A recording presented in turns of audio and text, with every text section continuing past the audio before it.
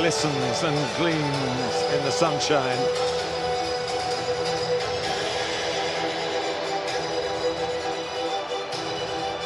It has been very hot, actually. We're due to kick off at 4:30 British summer time, local time, and that's an advantage to the players. I think, sure, that 2 hours before it was very, very warm. There was no shade on the pitch at all.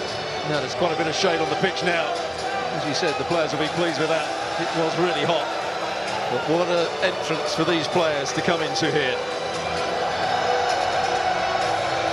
Wembley, please welcome the team. For Palace, it's Crystal Palace, possibly tremendous finish to a season which they had a terrible start. No wins in their opening 8 Premier League games, only 3 points.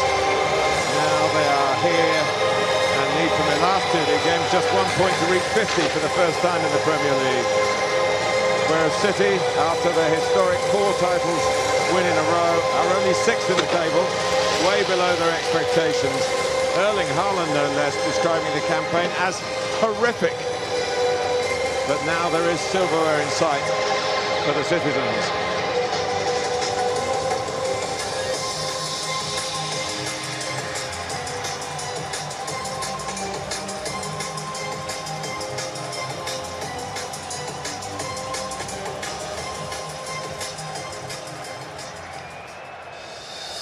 Teams lined up for the presentation.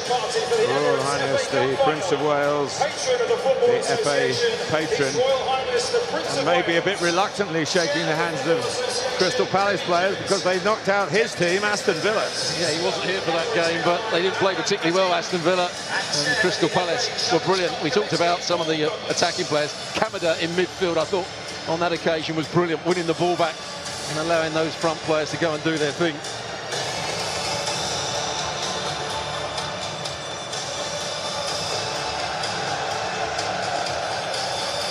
Just got a glimpse of the FA chair, Debbie Hewitt, MBE.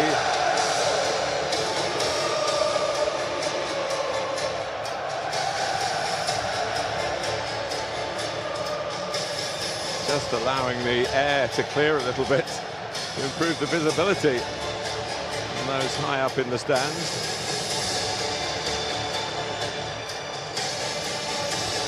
But it's such a unique occasion. Slightly skewed now in terms of the domestic calendar. Not the final weekend of the season, but there are no Premier League games today. And the Football League has finished apart from the playoffs. So it's a standalone Saturday, but not an end-of-season event as it's been for so many of its 144 stagings. Not always. For the City fans, well, they're used to being here. 31 times at the new Wembley alone. Many of them will have done all 31. Please be upstanding if you're able and respectful of the national anthem performed by Sienna Marcos and the massed bands of His Majesty's Royal Marines. We rise for the national anthem.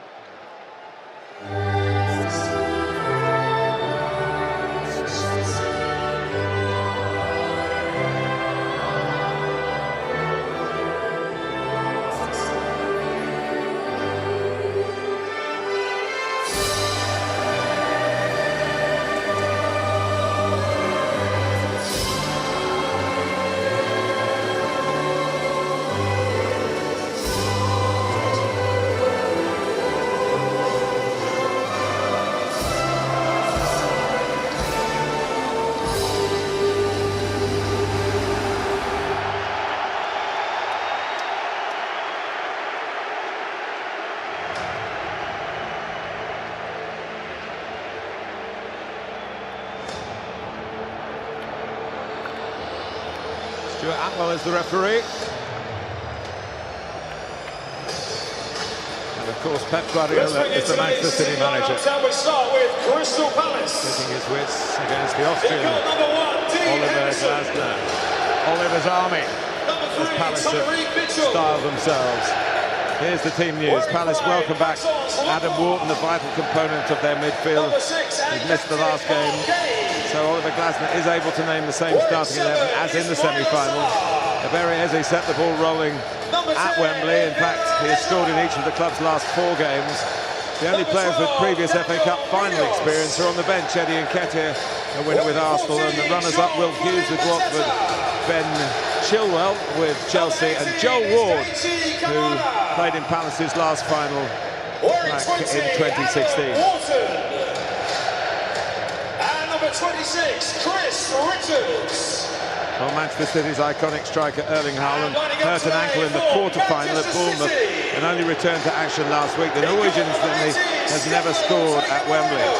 From their semi-final line-up against Nottingham Forest, Akanji comes in for Matis Nunes as right back, or as one of the full-backs anyway. Kevin De Bruyne for Ilkay Gundogan in midfield. Jeremy Doku for Jack Grealish. Rico Lewis, who opened the scoring in the semi, isn't in the team sheet at all. There is a league game, an important one coming up in midweek, and he is out to accommodate Haaland's return. 6 of this starting 11 already have FA Cup winners' medals in their trophy collection. Number 25, Manuel Akanji. Wearing 26, Well, last season City were beaten here by a club which had finished 7 places beneath them. The equivalent gap is 8 places today, assuming that City move back up to 4th with their midweek win. Of course, they're a game light of those around them in the table. It's good to see, Stuart, that somehow with all the Blues involved, the teams are wearing their normal kits, which does add a certain edge to the rivalry. Absolutely. The supporter will be pleased with that. It's the kits that you know the club's for. And what a sight that is at the Crystal Palace end, the red and blue. Emirates FA Cup final.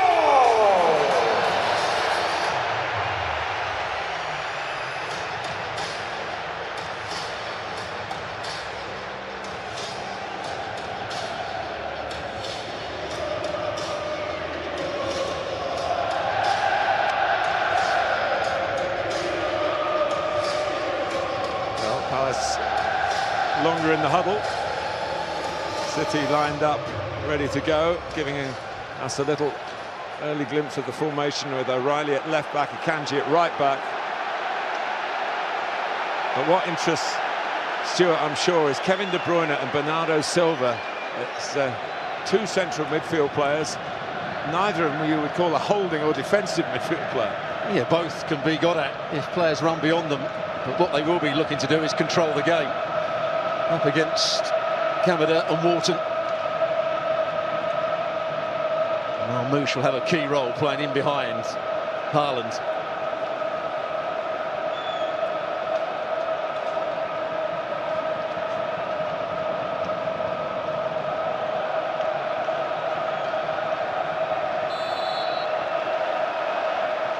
So away we go. A new design of ball.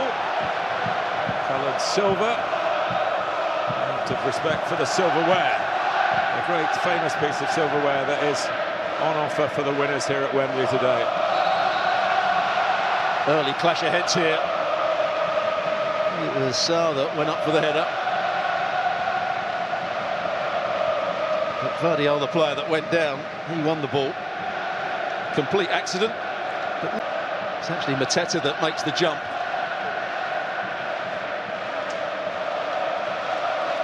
It's on the second time it comes back in, I think. Vardiol is up.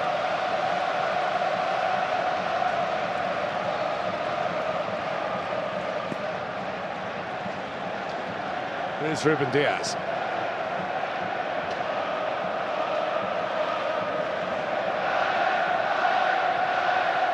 Nico O'Reilly has had an excellent development season getting into the team in the Premier League. He scored against Crystal Palace, racing that 5-2 win at the Etihad Stadium, and he's really contributed in this FA Cup run.